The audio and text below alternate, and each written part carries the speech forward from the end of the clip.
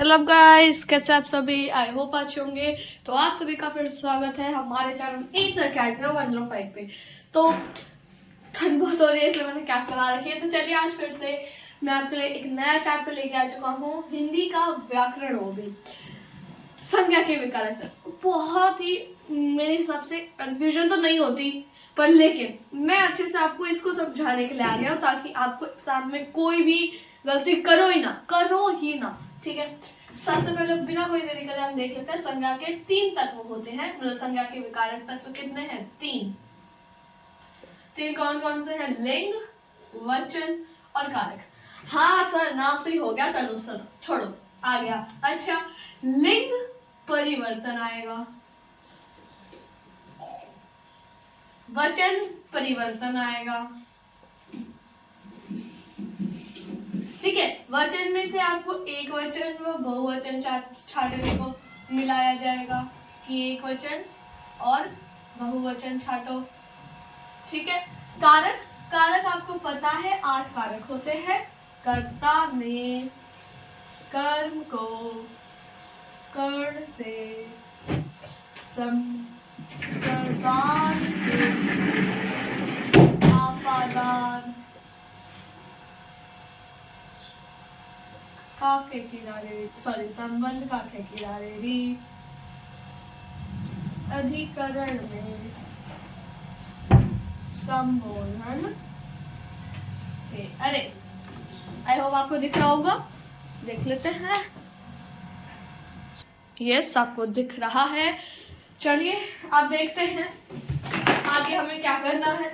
एक सेकेंड, चलिए लिंग परिवर्तन करना है। लिंग में सबसे पहले हम देखेंगे कितने भेद होते हैं। सबके भेद देखेंगे। इनके मैंने आपको 8 बता दिए। 1 2 3 4 5 6 7 8। ठीक है, कर्ता ने कर्म को कर्ण से संप्रदान के लिए आपादान से संबंध का के किनारे अधिकरण में संबोधन है। अरे अब देखो, बहुत कंफ्यूजन तो बिल्कुल नहीं आएगी, मेरे को पता है आप ये बचपन से पढ़ते आ रहे हो, पर लेकिन इसको अच्छे से समझाने के लिए मैं आ चुका हूँ ना।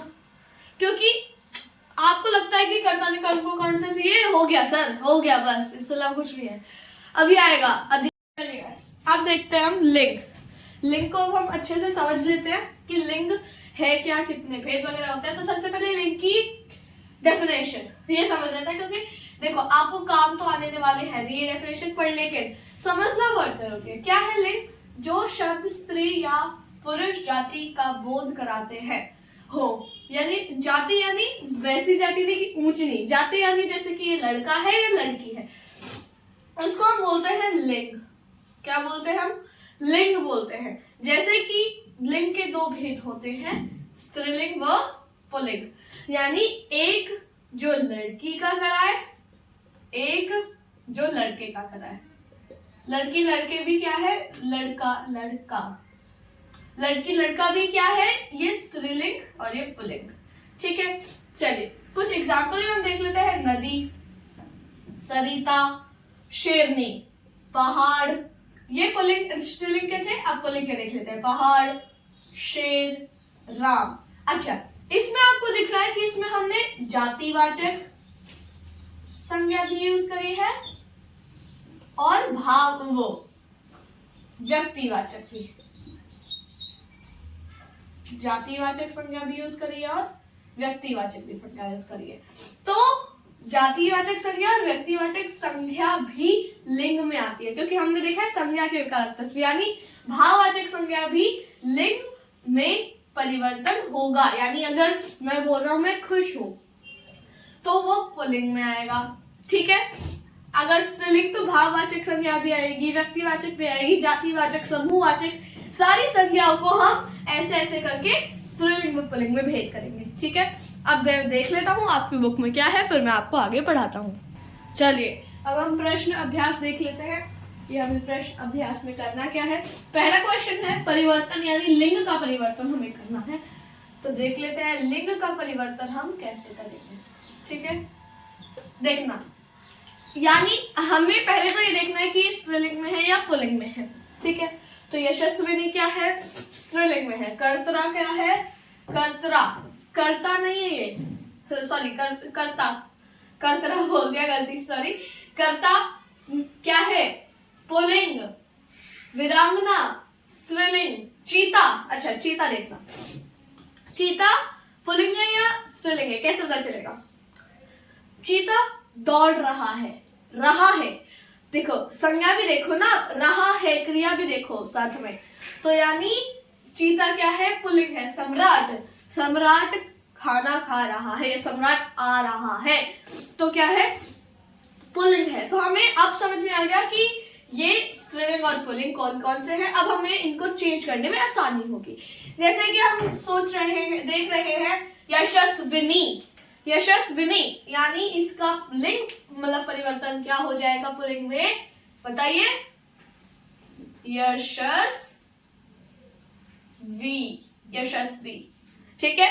यशस्वी का यशस्विनी, ठीक है। कर्ता, कर्ता क्या है? पुल्लिंग है, तो क्या हो जाएगा स्त्रीलिंग? कर्त्री, कर्त्री, ठीक है। वीरांगना, वीरांगना, वीरांगना का अगर आप सोचो तो वीरांग, विरांग नहीं, वीर, पुल्लिंग वीर होगा। चीता, अब देखो कुछ संज्ञाएं ऐसी होती है जिसके अंदर हम परिवर्तन नहीं करते, हाँ लिंग परिवर्तन करते हैं पर लेकिन शब्द में परिवर्तन यानी उसके स्पेलिंग में परिवर्तन नहीं होता। तो चीता का होगा मादा चीता, ठीक है।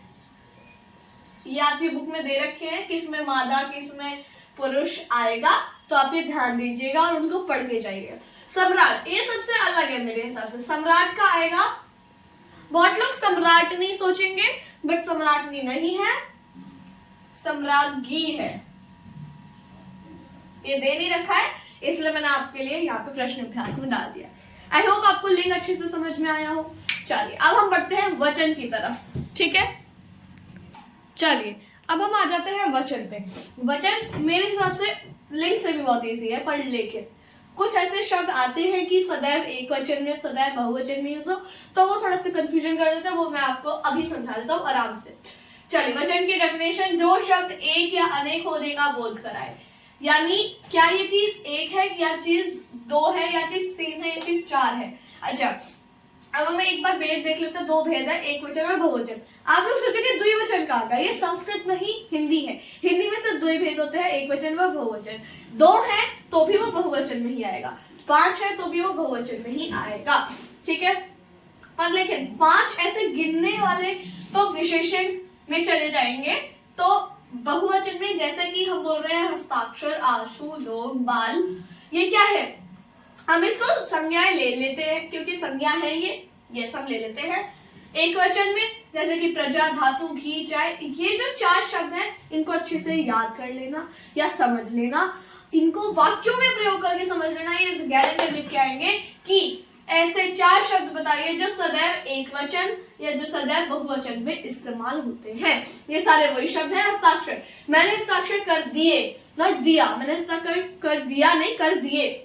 आंसू, उसके आंसू टपक गए, गए नॉट गया, ठीक है। लोग, लोग चले गए, यानी वक्ता को देखकर लोग चले गए, गए, ठीक है। लोग क्या? अच्छा प्रजा क्या है? प्रजा आप सोचोगे बहुवचन है, नहीं, प्रजा चली गई। राजा की वाहवाही सुनाने के बाद प्रजा चली गई, ठीक है।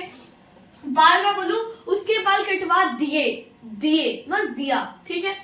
चलिए घी, एक वचन में प्रजा बता दिया, घी। जैसे कि रोटी पे घी लगाओ, अच्छा चलो ये तो हमारा कर्ता में चला जाएगा, पर लेकिन घी एक वचन में यूज होगा। चाय, मैंने चाय पी ली, मैंने चाय पी लिया नहीं, ली, ठीक है। तो चाय एक वचन में। धातु, धातु, धातु मतलब धातु शब्द नहीं, चांदी, सोना, कोयला, ये सारे जो धातु हैं ये सारी क्या आती है? एक वचन में आती है। जैसे चांदी खत्म हो गई, हो गया नहीं, चांदी खत्म हो गया नहीं, चांदी खत्म हो गई, ठीक है। चलिए अब देख लेते हैं एक बार धातु का मेरे को कंफ्यूजन है, मैं एक बार आपको बताता हूँ कि वो एक वचन में होता है या बहुवचन में।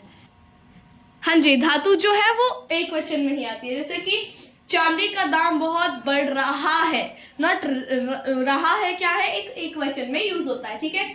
ये हो गया हमारा वचन कंप्लीट। अच्छा क्या सिर्फ यही आएगा? नहीं, जैसे कि अगर मैं बोलूं आपको उदाहरण में दूं यहाँ पे, तो बंदर केला खा रहा। तो यहाँ पे जो क्रिया है वो रहा आ रहा है और बंदर केला एक वचन है, ऐसे आपको देखना, ठीक है। अगर मैं इसी को ही बहुवचन में करूं तो बंदर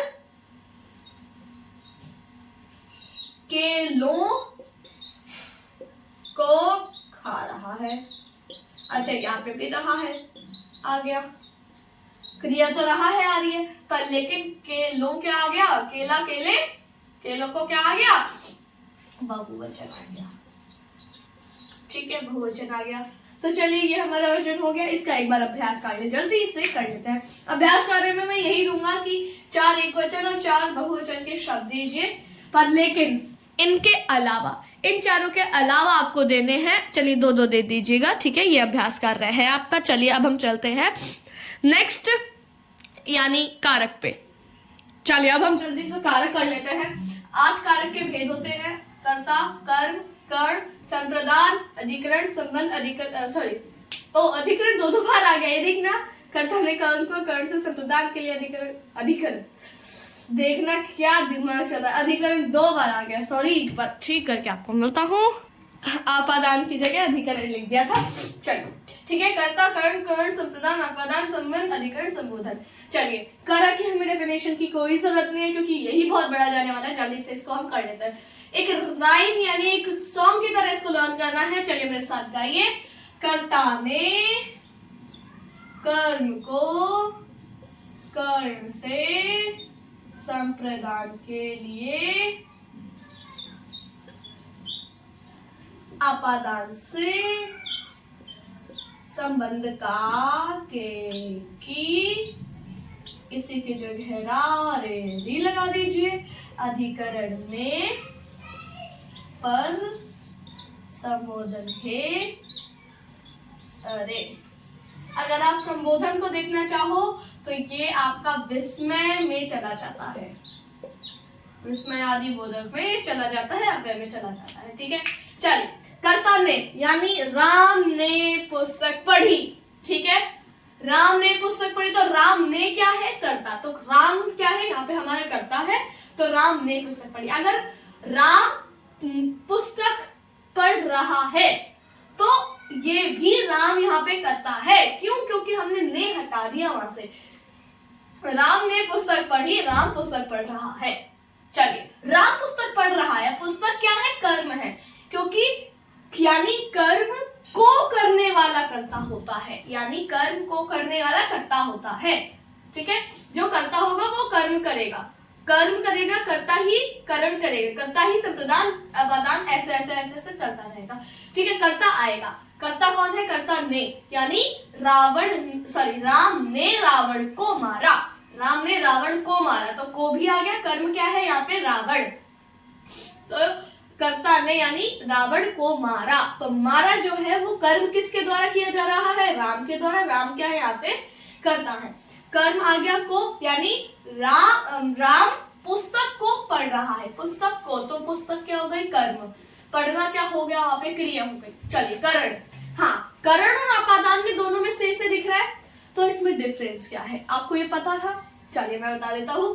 करण है संबंध के लिए, बताऊंगा अभी क्या संबंध, कैसे संबंध, और आपादान है से अलगाव के लिए। इसको बहुत ध्यान से आप समझेंगे, या जब आपके पास अभ्यास कार्य आएगा, क्वेश्चन पेपर आएगा, तो इसको क्वेश्चंस को अच्छे से पढ़ लीजिएगा। क्या है, पहले करण समझिए, संबंध के लिए, जैसे से जो है ना यहाँ पे संबंध के लिए यूज किया जाएगा। जैसे रमेश साइकिल से स्कूल जाता है, तो एक संबंध दिखा दिया कि किसके द्वारा, यहाँ पे आप लिख सकते हो के द्वारा, के द्वारा भी अगर आए यहाँ पे कॉमा में डाल के द्वारा